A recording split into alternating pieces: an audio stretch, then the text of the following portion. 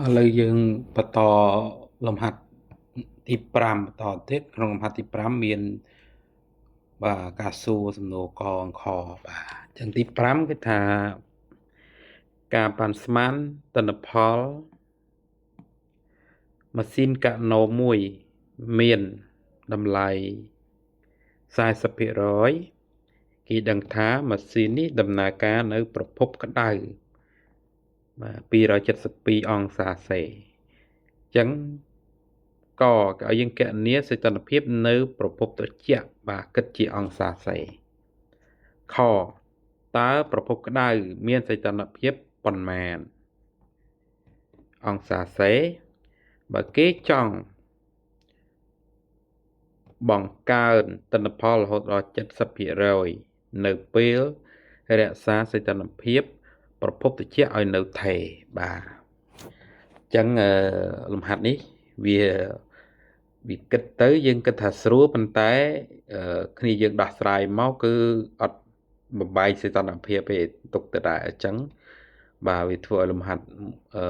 ពួកគាត់ធ្វើជាទូទៅគឺខុសច្រើនបាទអញ្ចឹងឥឡូវយើងដោះស្រាយមួយនឹងគ្រូទាំងអស់គ្នាអញ្ចឹងអក្សរកគណនាអីគណនាសីតុណ្ហភាពនៅប្រភពត្រជាក់បាទអញ្ចឹងគណនាតេសេ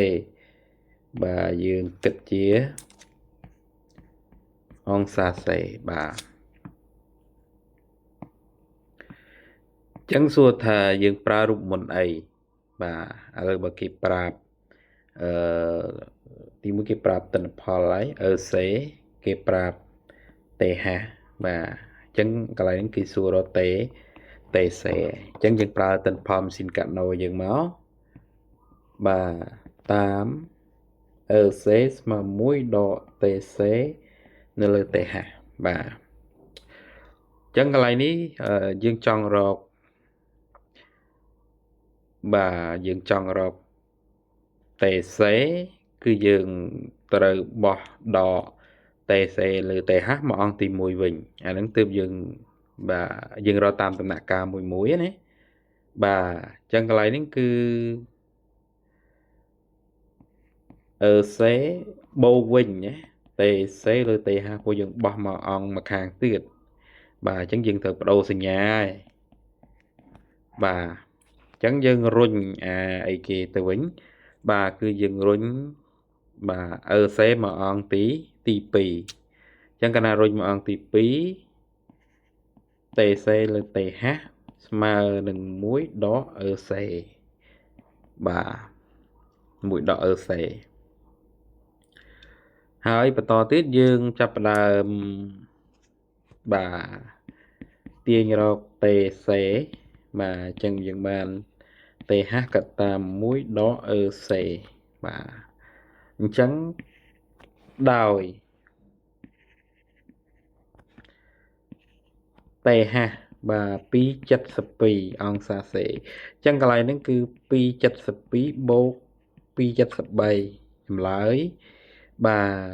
អានេះ5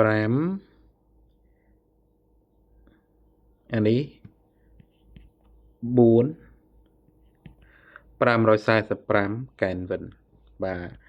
ហើយសេរបស់យើងគឺ40%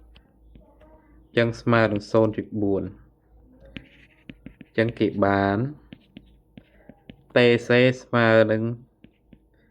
545កតា1ដក 0.4 បាទ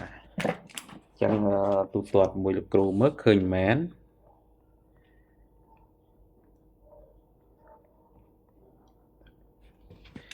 ចឹងទូទាត់មួយលោកគ្រូទៅឃើញ327បាទកានវិនប៉ុន្តែលំហាត់យើងគឺយើងចង់បំបែកវាទៅជាអង្សាសេបាទអញ្ចឹងយើងត្រូវបំបែកមកតង់ទៀតណាបាទយើងត្រូវបំបែកមកតង់ទៀតដែរអញ្ចឹងយើងពេលដែលយើងរៀនបាទយើងនឹកទៅដល់រូបមន្តថ្នាក់ទី7របស់យើងបាទយើងចង់រកតេគិតជាកែនវិនគឺតេធំស្មើនឹងតេតូចអង្សាសេនេះបូក 273 អញ្ចឹងបើយើងចង់រកតេគិតជាអង្សាសេគឺយើងយកតេធំដក 273 អញ្ចឹងអាហ្នឹងគឺយើងយកបាទ327ដក 273 មកបាទអញ្ចឹងឃើញប្រមាណអង្សាសេ327ដក 273 អញ្ចឹងឃើញ54អង្សាសេបាទដូចនេះតេសេយើងឃើញ54អង្សាសេ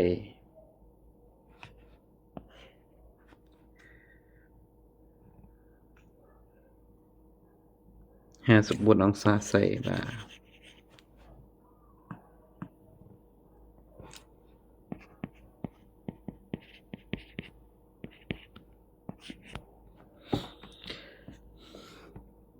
សម្រាប់អក្សរខបាទចឹងអក្សរខគេសួររកកំណើនណាបាទគេសួររក delta t h វិញចឹងកំណើនស្មើអីកន្លែងហ្នឹង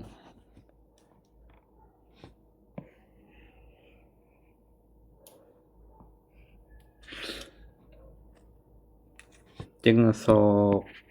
ខគណនា delta t h ចឹងយើងដឹងហើយ delta t h បាទគិតជាអង្សាសេក៏ដូចជា delta t h គិតជាកែនវិនដូចតែគ្នាដែរបាទបម្រែបម្រួលសីតុណ្ហភាពណាបាទអញ្ចឹងយើងតាមណា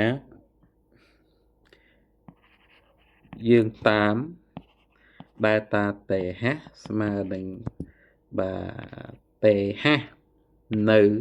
ពេលដែលមានទិន្នផល70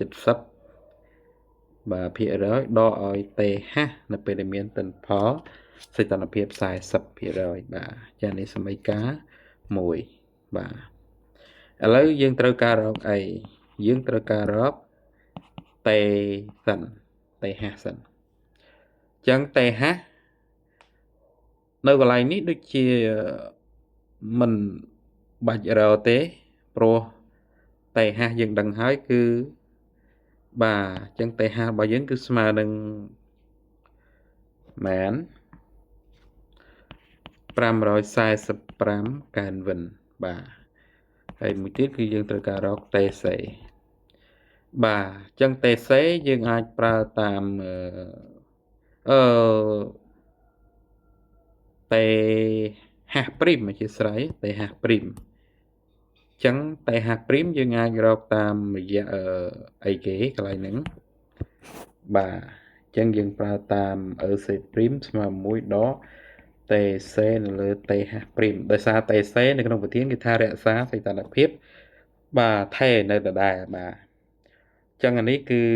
យើងបានអីបាទដូចខ្ញុំសេមិញចឹងបាទយើងបានតេសេនៅលើតេហៈព្រីមស្មើនឹង1ដកសេព្រីមចឹងនាំឲ្យតេហៈព្រីមបាទគឺស្មើនឹងបាទតេសេនៅលើបាទ1ដកសេព្រីមបាទ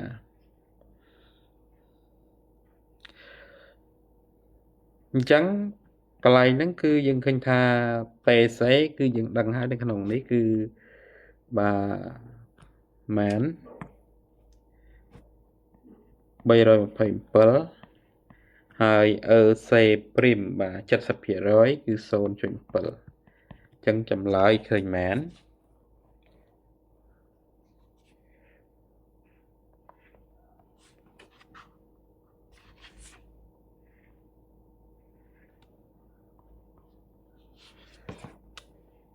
ឃើញ1090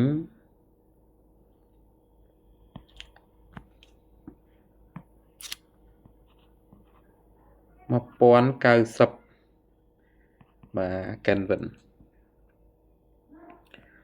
ចឹងយើងចាប់ផ្ដើមតាម1 delta t h ស្មើនឹង